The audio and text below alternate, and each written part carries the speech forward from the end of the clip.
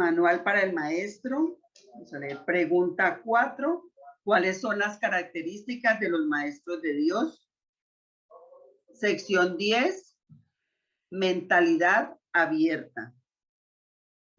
El papel central que ocupa la mentalidad abierta, quizá el último de los atributos que el maestro de Dios adquiere, puede entenderse fácilmente cuando se reconoce la relación que guarda con el perdón.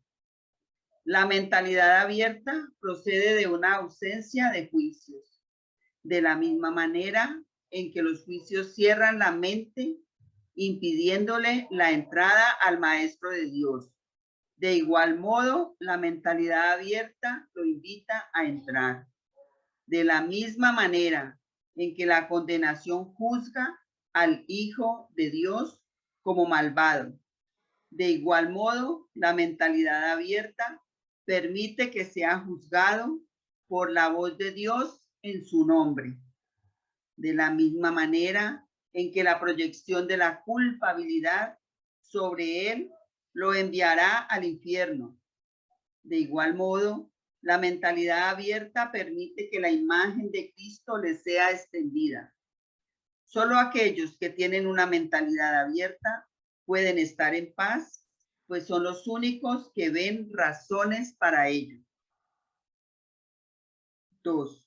¿Cómo perdonan los que tienen una mentalidad abierta? Han renunciado a todas las cosas que les impedía perdonar. Han abandonado realmente el mundo y han permitido que éste les sea restaurado con tal frescura y en júbilo tan glorioso que jamás hubiesen podido concebir un cambio así. Nada es ahora como era antes. Todo lo que antes parecía opaco y sin vida, ahora no hace sino refulgir. Lo que es más, todas las cosas le dan la bienvenida, ya que ha desaparecido toda sensación de amenaza, ya que no quedan tinieblas que oculten la faz de Cristo. Ya se ha logrado el objetivo. El perdón es la meta final del programa de estudios, pues allana el camino para lo que se encuentra más allá de todo aprendizaje. El programa de estudios no hace ningún esfuerzo por excederse de su verdadero objetivo. El perdón es el único objetivo en el cual converge la última instancia, todo aprendizaje. El perdón es el único objetivo en el cual converge en última instancia todo aprendizaje. Ciertamente, eso es suficiente. Habrás notado que la lista de atributos de los maestros de Dios no incluye las características que constituyen la herencia del Hijo de Dios. Términos tales como amor, impecabilidad, perfección, conocimiento y verdad eterna no aparecen en este contexto, pues no serían apropiados aquí. Lo que Dios ha dado está tan remotamente alejado de nuestro programa de estudios que el aprendizaje no puede sino desaparecer ante su presencia. Sin embargo, mientras su presencia esté velada, el enfoque ha de centrarse necesariamente en el programa de estudios. La función de los maestros de Dios es llevar al mundo el verdadero aprendizaje. Obviamente dicho, lo que llevan es un desaprendizaje, que es a lo único que se le puede llamar verdadero aprendizaje en este mundo. A los maestros de Dios se les ha encomendado la función de llevar al mundo las buenas nuevas del completo perdón. Bienaventurados son en verdad, pues son los portadores de la salvación. 5. ¿Cómo se logra la curación? La curación implica entender el propósito de la ilusión de la enfermedad.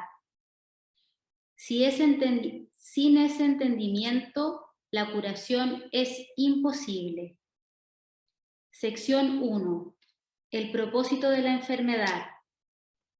La curación se logra en el instante en el que el que sufre deja de atribuirle valor al dolor. ¿Quién elegiría sufrir a menos que pensase que ello le lleva a aportar algo y algo que tiene valor para él? Indudablemente cree que está pagando un precio módico por algo de mayor valor, pues la enfermedad es una elección, una decisión. Es decidirse por la debilidad, debido a la equivocada convicción de que es fuerza. Cuando esto sucede, se ve a la verdadera fuerza como una amenaza y a la salud como algo peligroso.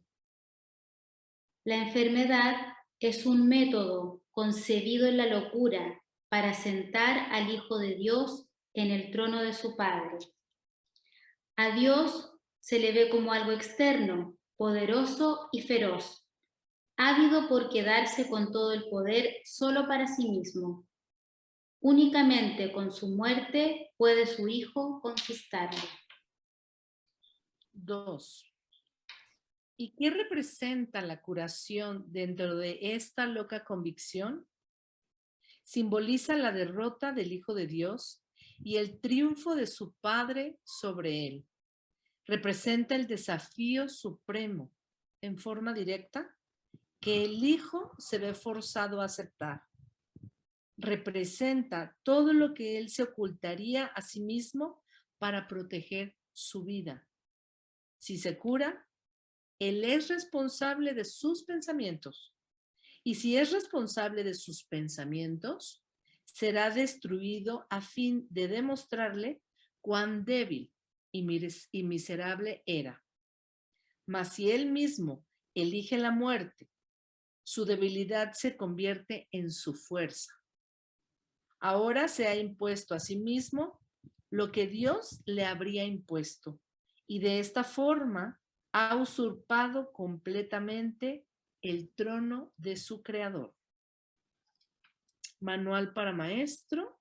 Pregunta 5. ¿Cómo se logra la curación? Sección 2. Un cambio de percepción. Párrafo 1. La curación es directamente proporcional al grado de reconocimiento alcanzado con respecto a la falta de valor de la enfermedad. Solo con decir, con esto no gano nada, uno se curaría. Pero antes de uno poder decir esto, es preciso reconocer ciertos hechos. En primer lugar, resulta obvio que las decisiones son algo propio de la mente, no del cuerpo. Si la enfermedad no es más que un enfoque defectuoso de solventar problemas, tiene que ser entonces una decisión. Y si es una decisión, es la mente y no el cuerpo la que la toma. La resistencia a reconocer este hecho es enorme, ya que la existencia del mundo tal como lo percibes depende de que sea el cuerpo el que toma las decisiones. Términos tales como instintos, reflejos y otros similares representan intentos de dotar al cuerpo con motivadores no mentales. En realidad, tales términos no hacen más que enunciar o describir el problema, pero no lo resuelven. 2. La base fundamental de la curación es la aceptación del hecho de que la enfermedad es una decisión que la mente ha tomado a fin de lograr un propósito para el cual se vale del cuerpo. Y esto es cierto con respecto a cualquier clase de curación. El paciente que acepta esto se recupera. Si se decide en contra de la recuperación, no sanará. ¿Quién es el médico entonces? La mente del propio paciente. El resultado acabará siendo el que él decida. Agentes especiales parecen atenderle, Sin embargo, no hacen otra cosa que dar forma a su decisión. Los escoge con vistas a dar forma tangible a sus deseos. Y eso es lo único que hace. En realidad, no son necesarios en absoluto. El paciente podría sencillamente levantarse sin su ayuda y decir, no tengo ninguna necesidad de esto. No hay ninguna enfermedad que no se curase de inmediato. 3. ¿Qué es lo único que se necesita para que este cambio de percepción tenga lugar? Simplemente esto, el reconocimiento de que la enfermedad es algo propio de la mente y de que no tiene nada que ver con el cuerpo. ¿Qué te cuesta este reconocimiento? Te cuesta el mundo que ves. Pues ya nunca más te parecerá que es el mundo el que gobierna a la mente. Con este reconocimiento se le atribuye la responsabilidad a quien verdaderamente la tiene, no al mundo, sino a aquel que contempla el mundo y lo ve como no es. Pues ve únicamente lo que elige ver, ni más ni menos. El mundo no le hace nada, pero él pensaba que le hacía algo. Él tampoco le hace nada al mundo, ya que estaba equivocado con respecto a lo que éste era. En esto radica tu liberación de la culpa y de la enfermedad, pues ambas son una misma cosa.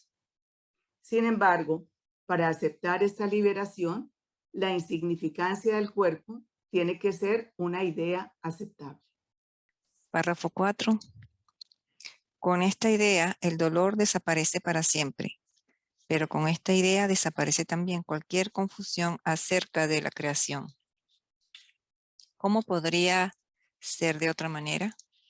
Basta con poner causa y efecto en su verdadera secuencia con respecto a algo para que el aprendizaje se generalice y transforme el mundo. El valor de transferencia de una idea verdadera no tiene límites ni final. El resultado final de esta lección es el recuerdo de Dios. ¿Qué significado tiene ahora la culpabilidad, la enfermedad, el dolor, los desastres y todos los sufrimientos? Al no tener ningún propósito, no pueden sino desaparecer. Y con ellos desaparecen también todos los efectos que parecían tener. Causa y efecto no son sino una réplica de la creación. Vistos en su verdadera perspectiva, sin distorsiones y sin miedo, reestablecen el cielo. Sección 3. La función del Maestro de Dios. Párrafo 1. Si el paciente tiene que cambiar de mentalidad para poderse curar, ¿qué puede hacer el Maestro de Dios? ¿Puede cambiar la mentalidad del paciente por él? Desde luego que no. Para aquellos que ya están dispuestos a cambiar de mentalidad, la función del Maestro de Dios no es otra cosa que la de regocijarse con ellos, pues se han convertido en maestros de Dios junto con él. Con aquellos que no entienden lo que es la curación, no obstante, tiene una función más específica. Estos pacientes no se dan cuenta de que ellos mismos han elegido la enfermedad. Por el contrario, creen que la enfermedad los ha elegido a ellos.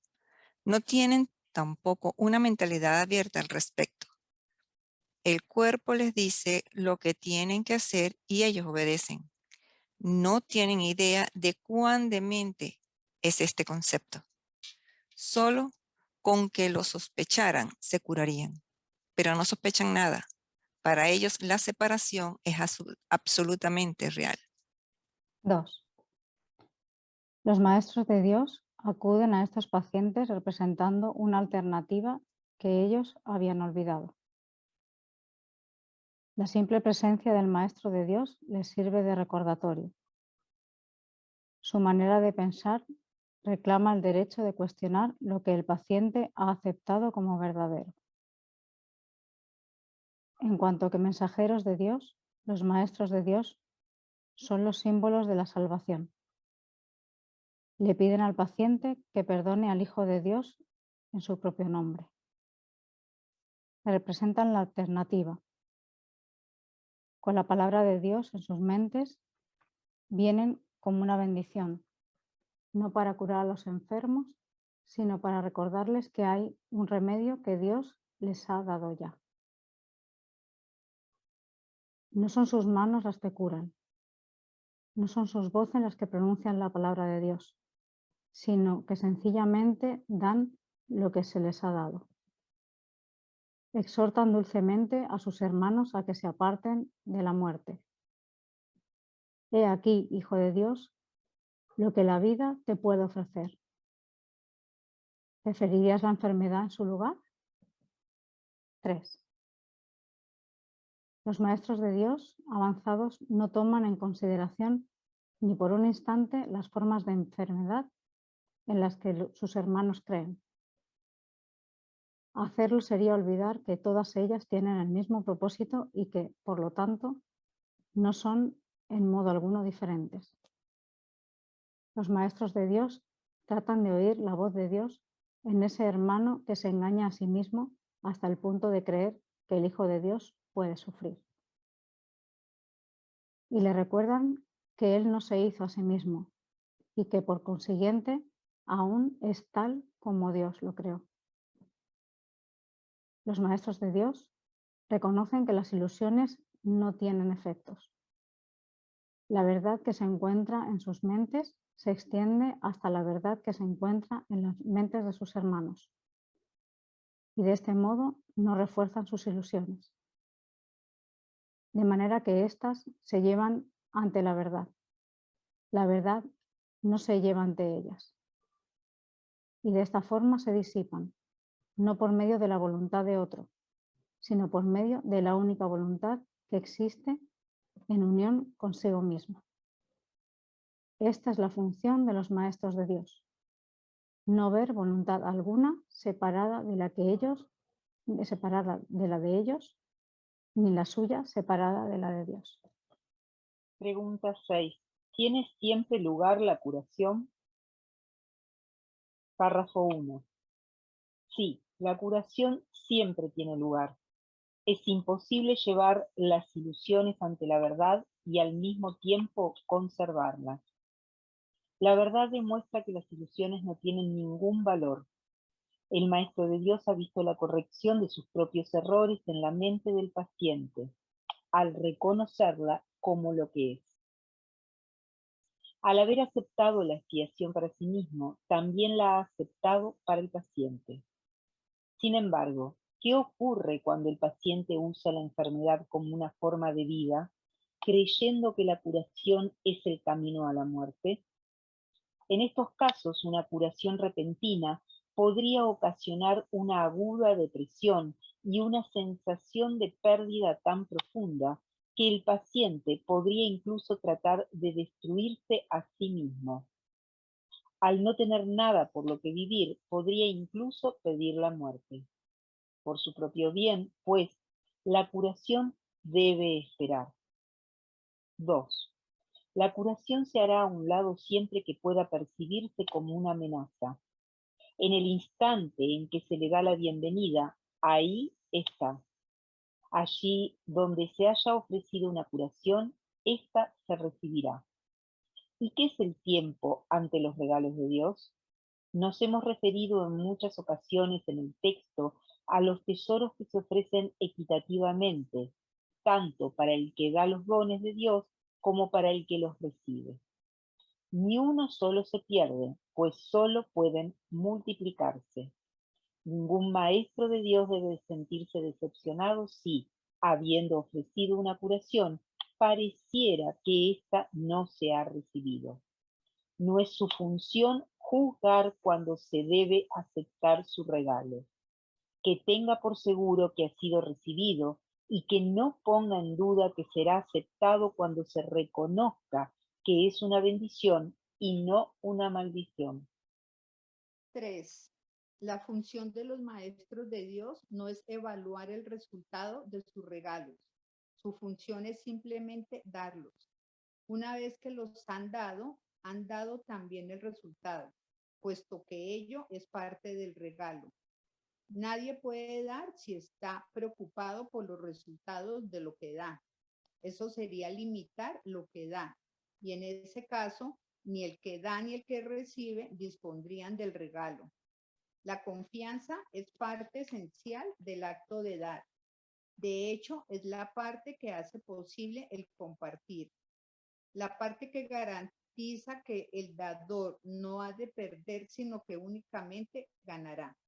¿Qué sentido tiene que alguien dé un regalo si luego se queda con él para asegurarse de que sea usado como mejor le parezca a él? Eso no es dar, sino subyugar. 4. Haber abandonado toda preocupación por el regalo es lo que hace que sea verdaderamente dado. Haber abandonado toda preocupación por el regalo es lo que hace que sea verdaderamente dado. Y lo que hace posible dar de verdad es la confianza. La curación es el cambio de mentalidad que el Espíritu Santo procura que tenga lugar en la mente del paciente. Y es el Espíritu Santo en la mente del donante quien le da el regalo a él. ¿Cómo podría perderse? ¿Cómo podría ser ineficaz? ¿Cómo podría haber sido en vano? Las arcas de Dios jamás están vacías, y si les faltase un solo regalo, no estarían llenas. Dios garantiza, sin embargo, que las arcas estén siempre rebosantes. ¿Por qué habría de preocuparse entonces un maestro de Dios por lo que sucede con sus regalos? Al ser Dios quien se los da a sí mismo, ¿quién iba a dejar de recibirlo todo en este intercambio santo? Pregunta 7. ¿Debe repetirse la curación? En realidad, esta pregunta se contesta a sí misma. La curación no puede repetirse. Si el paciente se ha curado, ¿qué queda por curar?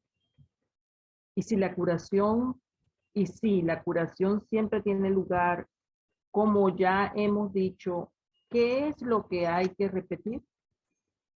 Si un maestro de Dios se sigue preocupando por el resultado de una curación, no hace sino limitarla. Ahora es la mente del mismo maestro de Dios la que necesita ser curada. Y eso es lo que él debe facilitar. Ahora el paciente es él. Y así es como debe considerarse a sí mismo. Ha cometido un error y tiene que estar dispuesto a cambiar de mentalidad al respecto. Le faltó la confianza que habría hecho posible dar verdaderamente. Por lo tanto, no recibió el beneficio de su regalo. 2. Cada vez que un maestro de Dios trató de ser un canal de curación, tuvo éxito. De sentirse tentado de dudar de ello, no debería repetir su esfuerzo previo. Este ya fue máximo, pues el Espíritu Santo así lo aceptó y así lo utilizó. El Maestro de Dios tiene ahora ante sí solo un camino a seguir. Tiene que hacer uso de su razón para decirse a sí mismo que le ha entregado el problema a uno que no puede fallar. Y debe reconocer que su propia incertidumbre no es amor, sino miedo. Y por consiguiente, odio. Su posición se ha hecho, por lo tanto, insostenible, pues le está ofreciendo odio a alguien a quien le ofreció amor. Esto es imposible. Habiendo ofrecido amor, solo se puede recibir amor. 3. En esto es en lo que el Maestro de Dios tiene que confiar. Esto es lo que realmente significa la afirmación de que la única responsabilidad del obrador de milagros es aceptar la expiación para sí mismo. El Maestro de Dios es un obrador de milagros porque da los regalos que ha recibido, pero primero tiene que aceptarlos. Eso es lo único que tiene que hacer. ya que no hay nada más que Él pueda hacer. Al aceptar la curación, puede darla. Si pone esto en duda, que recuerde quién dio el regalo y quién lo recibió. Así se aclara su duda. Pensó que Dios le podía quitar los regalos que le había dado. Eso fue un error, pero es un error que no vale la pena conservar. Y por lo tanto, lo único que el Maestro de Dios puede hacer es reconocerlo como tal y permitir que sea corregido. 4. Una de las tentaciones más difíciles de reconocer es que dudar de la curación debido a que los síntomas siguen estando presentes es un error que se manifiesta en forma de falta de confianza. Como tal, es un ataque. Normalmente parece ser justamente lo contrario. No parece razonable, en un principio, que se nos diga que preocuparnos continuamente es un ataque. Tiene todas las apariencias de ser amor, mas el amor sin confianza es imposible, ya que la duda y la confianza no pueden coexistir. Y el odio es el opuesto al amor. Sea cual sea la forma en que se manifieste, no dudes del regalo y te será imposible dudar de sus resultados. Esta es la certeza que les da a los maestros de Dios el poder para ser obradores de milagros, pues han depositado su confianza en Él. Dudar de uno mismo es la causa fundamental de que se dude del resultado de cualquier problema que se le haya entregado al Maestro de Dios para que lo resuelva. Y eso implica necesariamente que se ha puesto la confianza en un ser ilusorio, ya que solo de un ser así se puede dudar. Esta ilusión puede adoptar muchas formas, tal vez temor a ser débil y vulnerable, tal vez miedo a fracasar y a sentirse avergonzado en conexión con un sentimiento de ineptitud, quizá vergüenza acompañada de culpa procedente de una falsa humildad. La forma del error es irrelevante. Lo único que importa es que se reconozca como lo que es, un error. El error es simplemente una forma de preocupación por uno mismo, a costa de la exclusión del paciente. Es no reconocer al paciente como parte del ser, la cual representa, por lo tanto, una confusión de identidad. Un conflicto acerca de lo que eres se ha producido en tu mente y te has engañado con respecto a ti mismo. Y te has engañado con respecto a ti mismo porque has negado la fuente de tu creación. Si solo ofreces curación, no puedes dudar. Si realmente quieres que el problema se resuelva, no puedes dudar. Si estás seguro de cuál es el problema, no puedes dudar. La duda es el resultado de deseos conflictivos. Ten certeza con respecto a lo que quieres y te será imposible dudar. ¿Cómo puede evitarse la percepción de grados de dificultad? La creencia de que existe grados de dificultad en la base de la percepción del mundo. Dicha creencia se basa en diferencias, en un trasfondo desigual y en un primer plano cambiadizo, en alturas despejadas, en altura desparejas y en tamaños variados, en grados variables de oscuridad y luz, y en miles de contrastes, en los que cada cosa vista compite con las demás para sobresalir. Un objeto más grande eclipsa a otro más pequeño. Una cosa más brillante llama más la atención que otra con menos poder de atracción. Y una idea más amenazante. O una que se considera más deseable de acuerdo con las normas del mundo. Trastorna completamente el equilibrio mental. Lo único que los ojos del cuerpo pueden contemplar son conflictos. No recurras a ellos en busca de paz y entendimiento. Las ilusiones son siempre ilusiones de diferencias. ¿Cómo podría ser de otra manera? Una ilusión es por definición un intento de que algo que se considera de suma importancia sea real. Si bien se reconoce que es falso, la mente, por consiguiente, trata de hacerlo real, movido por su deseo de conseguirlo. Las ilusiones son parodias de la creación, intentos de hacer que las mentiras sean verdad. La mente, al considerar a la verdad como algo inaceptable, se subleva contra ella y se otorga a sí misma una ilusión de victoria. Y al considerar a la salud como un agobio, se refugia en sueños febriles. Y en esos sueños la mente se encuentra separada. Es diferente de otras mentes. Tiene intereses que solo a ella atañen y es capaz de satisfacer sus necesidades a expensa de los demás. 3. ¿De dónde surgen todas estas diferencias? Ciertamente parecen encontrarse en el mundo exterior. Sin embargo, no hay duda de que es la mente la que juzga lo que los ojos contemplan, la que interpreta los mensajes que le transmiten los ojos y la que les adjudica significado. Ese significado, no obstante, no existe en el mundo exterior.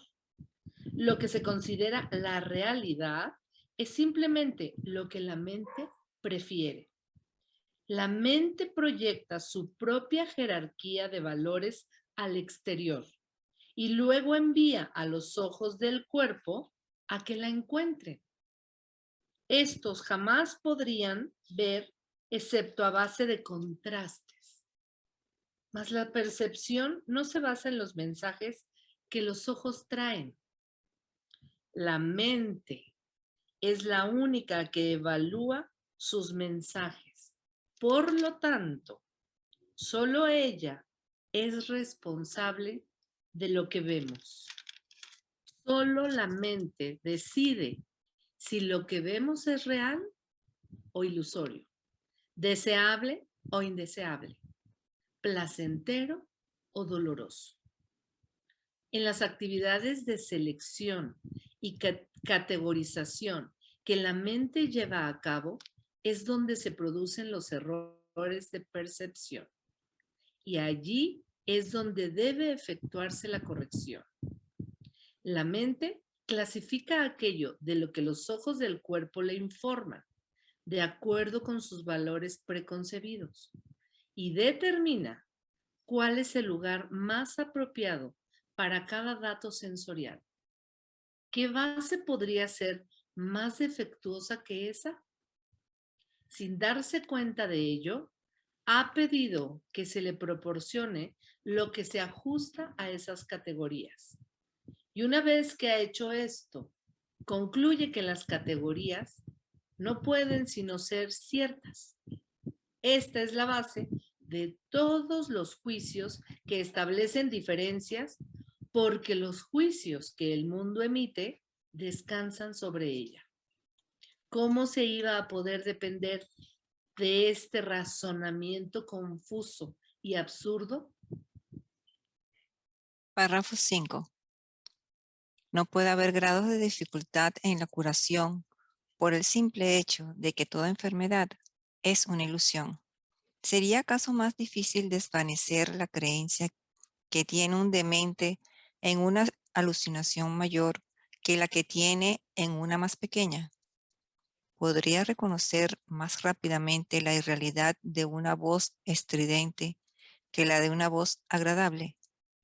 ¿Desecharía más fácilmente una orden para que mate que se le pide con un susurro que una que se le pide a gritos? Y afectaría el número de tridentes que tienen los diablos que él ve, la credibilidad de estos en su percepción.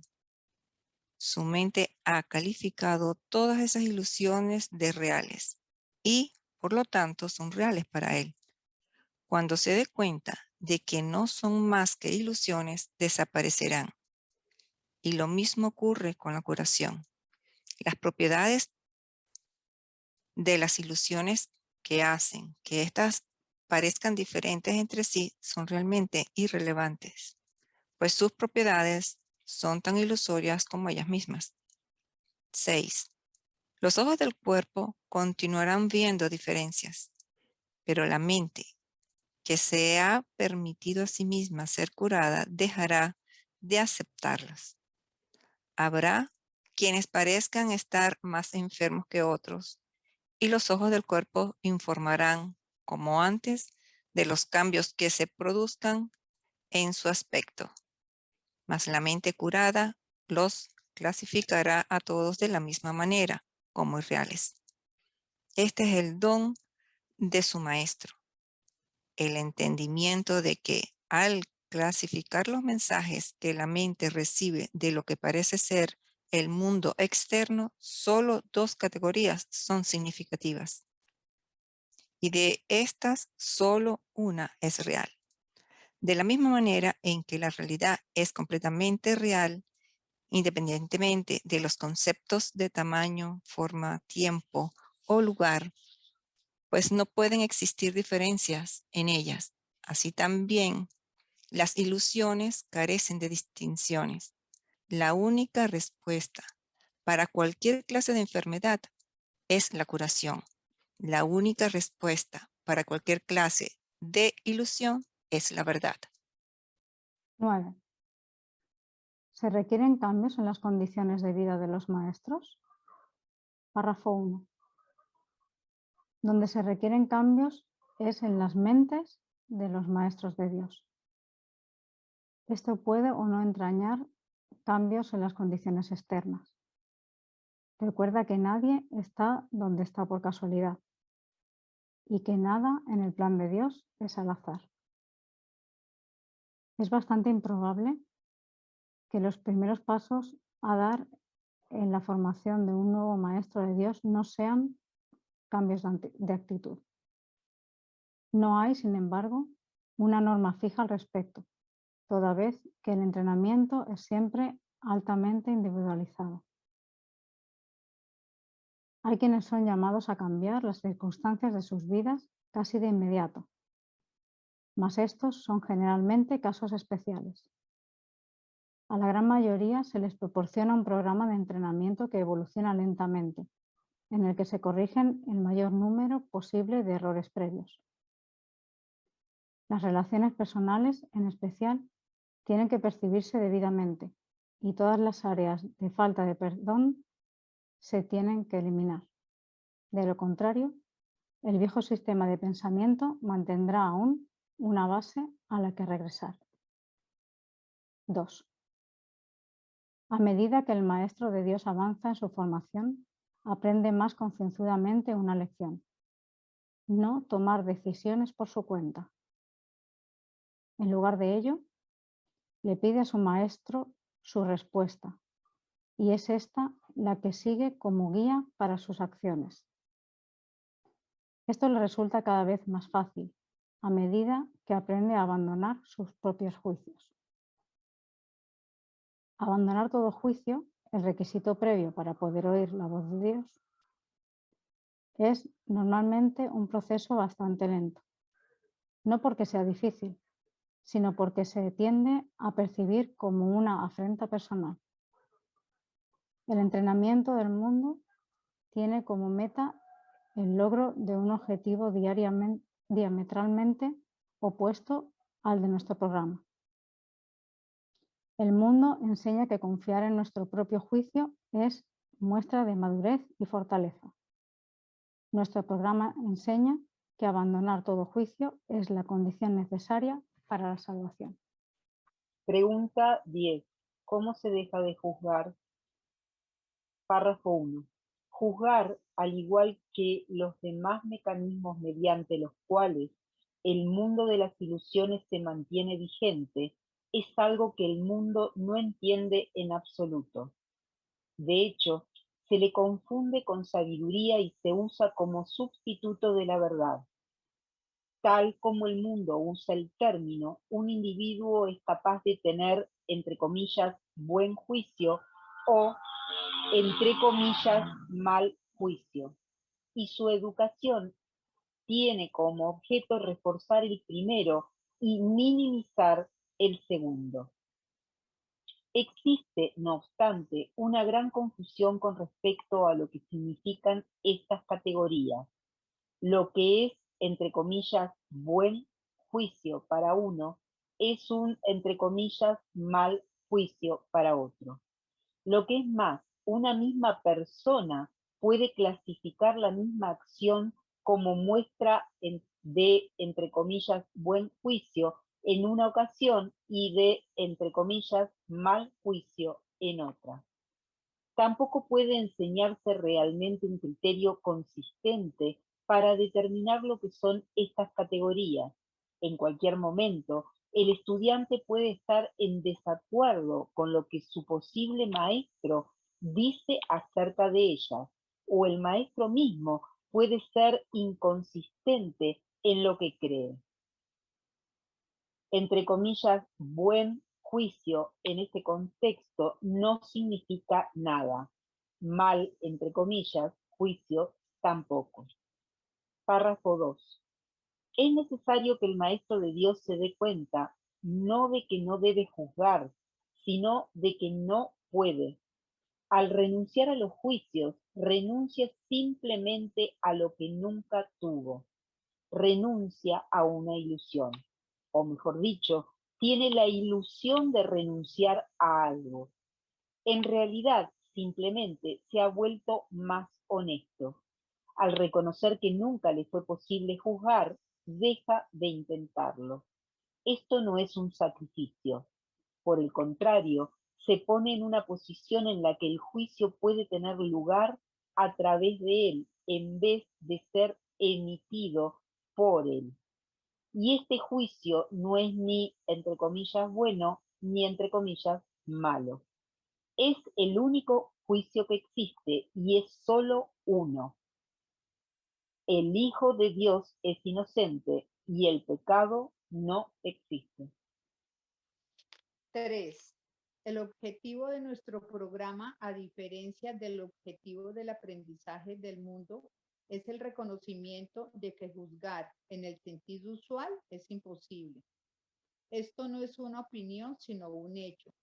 Para poder juzgar cualquier cosa correctamente, uno tendría que ser consciente de una gama inconcebiblemente vasta de cosas pasadas, presentes y por venir. Uno tendría que reconocer de antemano todos los efectos que sus juicios podrían tener sobre todas las personas y sobre todas las cosas que de alguna manera estén involucradas en ellos. Y tendría que estar seguro de que no hay distorsión alguna en su percepción, para que sus juicios fuesen completamente justos con todo sobre los que han de recaer ahora o sobre los que hayan de recaer en el futuro. ¿Quién puede hacer eso? ¿Quién, excepto en delirio de grandeza, pretendería ser capaz de todo esto? 4.